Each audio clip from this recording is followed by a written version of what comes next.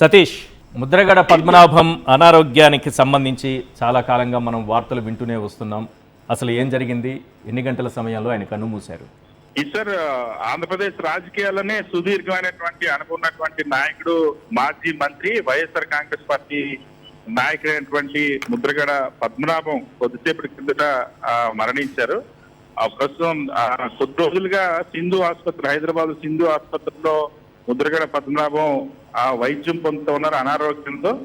So ఈ రోజు సాయంత్రం మరొకసారి తీవ్రమైనటువంటి గుండె నొప్పి వచ్చినట్టుగా చెప్తా ఉన్నారు.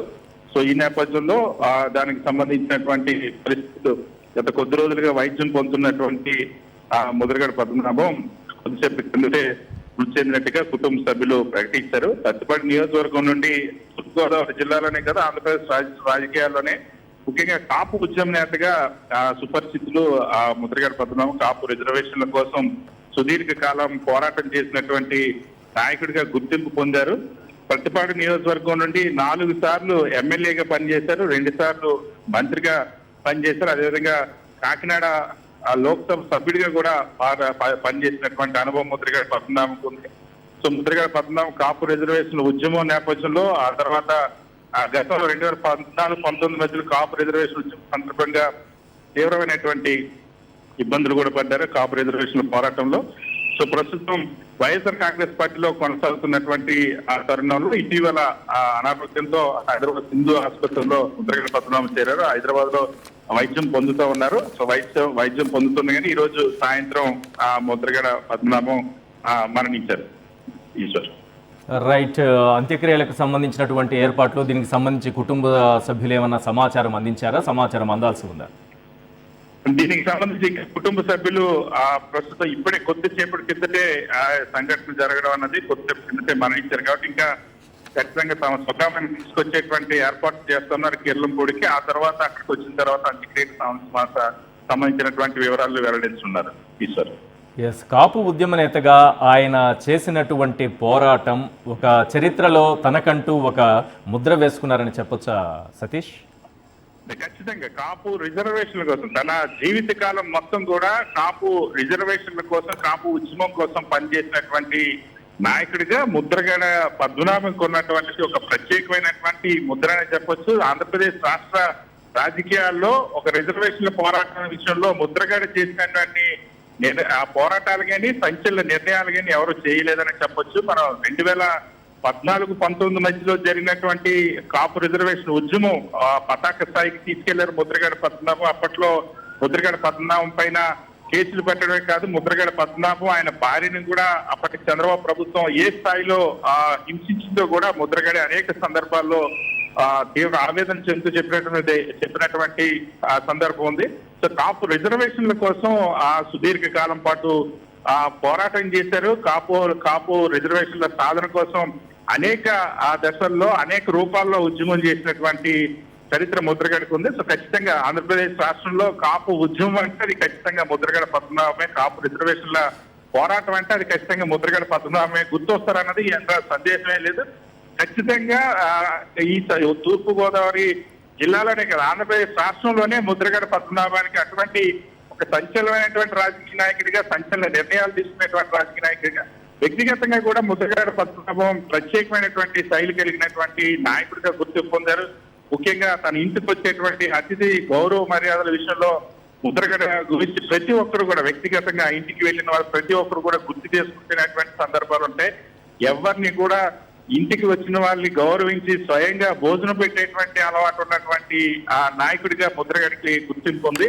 సో ప్రత్యేకించి ఆయన వ్యక్తిగత వ్యవహార శైలి పైన కూడా అందరికీ కూడా గుర్తుండిపోయేలా ఉంటారు. అదేవిధంగా కాపు రిజర్వేషన్ల పోరాట శైలి అయితే మాత్రం ఖచ్చితంగా ఆంధ్రప్రదేశ్ రాష్ట్రంలో రిజర్వేషన్ల కోసం వినిపించినటువంటి బలమైన గొంతు ఏదైనా ఉందంటే అది ముద్రగడ పద్మనాభం గాని ఇప్పటికీ కూడా చరిత్రలో నిలిచినటువంటి పరిస్థితి.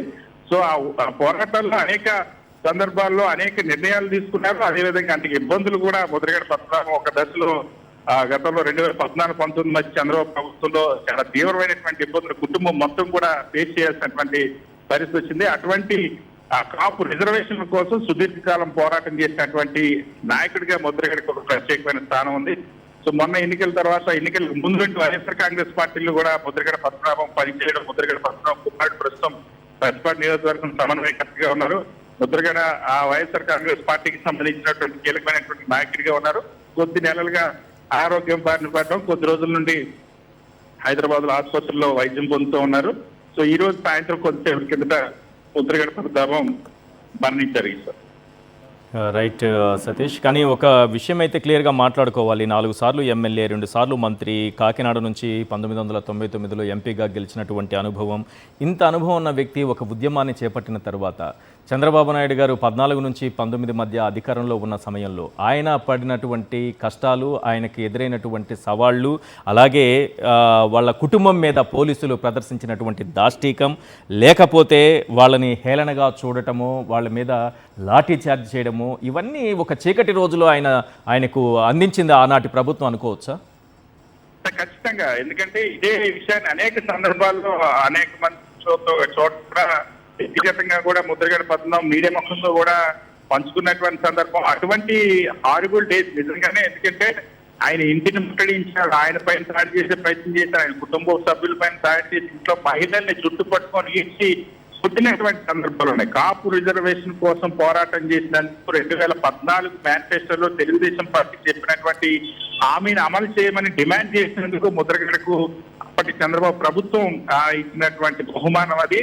దానిపైన తీవ్రంగా కలిసివేశారు. పోలీసులు ఏ విధంగా బూతులు తిట్టించారో, పోలీసులతో ఎటువంటి దారుణమైనటువంటి మాటలు చేయించారో, ఏ విధంగా అక్కడ బేబస్సును సృష్టించారో, కిడ్నాపులు, ఇవన్నీ ఇప్పటికీ దృశ్యాలన్నీ కూడా సజీవ సాక్ష్యాలుగా నిలిచినటువంటి సందర్భం.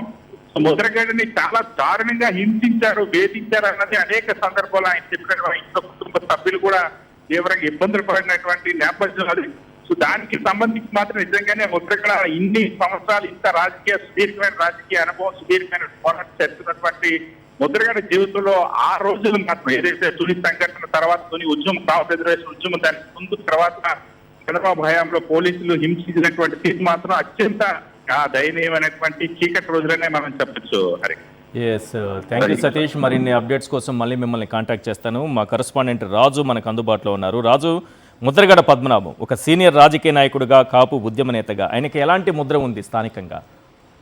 ఖచ్చితంగా 2 తెలుగు రాష్ట్రాల్లో కూడా ముద్రగడ పద్మనాభం ఎవరైతే మాట్లాడుతున్నారో ఆయన కాపు ఉద్యమ నేతగా ఆయనకి 2 తెలుగు రాష్ట్రాల్లో కూడా ఎంతో గుర్తింపు ఉంది. కిర్లంపూడి కేంద్రంగా, కాకినాడ జిల్లాకు సంబంధించి కిర్లంపూడి కేంద్రంగా ఆయన కాపు ఉద్యమాన్ని నడిపి కాపుల్లో ఆయన ఒక దైవంగా కొన్ని పరిస్థితిలో ఉంది. మనం ముఖ్యంగా చూసినట్లయితే 2014 ఎన్నికల ముందు చంద్రబాబు నాయుడు కాపులను జీసీలో చేస్తామని చెప్పి హామీ ఇవ్వడం జరిగింది. ఆ హామీని అధికారంలో నిలబెట్టుకోవడంతో కిర్లంపూడి కేంద్రంగా 2015లో 16 సమయంలో కాపు ఉద్యమాన్ని ప్రారంభించారు. ఆయన కాపులు జీసీలో చేరాలని చెప్పి ఆయన పెద్ద ఉద్యమం చేశారు. 2016 జనవరిలో ఆయన కాపు సభ్యులు నిర్వహించి భారీ బహిరంగ సభ పెట్టారు. దాదాపు లక్షలాది మంది కాపులంతా కూడా రాష్ట్రం అనుభవించి అక్కడ సభ్యులు తరలి రావడం, తర్వాత కొంతమంది ఆందోళనకారులు మా స్త్రీలకు ఘటనలు ఉన్నాయి. దీంతో పాటుగా ఏదైతే ఆ ఘటన తర్వాత కూడా ముద్రగడ పద్మనాభం తన ఇంట్లో ఆమరణ చేపట్టారు. తన భార్య పిల్లలతో పాటు ఆయన ప్రభుత్వానికి సంబంధించిన ముఖ్య నేతలతో కిర్లంపూడి ఇంట్లోని ఆయన ఆమరణ చేపట్టాడు. అయితే కాపు ఉద్యమాన్ని ప్రతిపాదనతో అంటాలని అప్పుడు చంద్రబాబు సర్కారు పెద్ద ఎత్తున వాళ్ళ మీద లాఠీ చార్జీ చేసి వాళ్ళు బలవంతంగా అక్కడి నుంచి తరలించి రాజమండ్రి ప్రభుత్వ ఆసుపత్రిలో 13 రోజుల పాటు నిర్బంధించిన పరిస్థితి అయితే ఉంది. ముద్రగడ పద్మనాభంతో పాటు ఆయన చదువులను కూడా ఆ ప్రభుత్వ ఆసుపత్రిలో నిర్మించారు. అయినప్పటికీ కూడా ముద్రగడ పద్మనాభం పెద్ద ఎత్తున కాపు ఉద్యమాన్ని కొనసాగించుకుంటే కాపులు పూర్తి చేసే మీద కమిషన్ కూడా ఏర్పాటు చేసింది. ఓవరాల్ చూసినట్లయితే కాపు ఉద్యమంలో ఎమ్మెల్యేని అనుకూలంగా పోరాటం ముద్రగడం చేసుకోవచ్చు.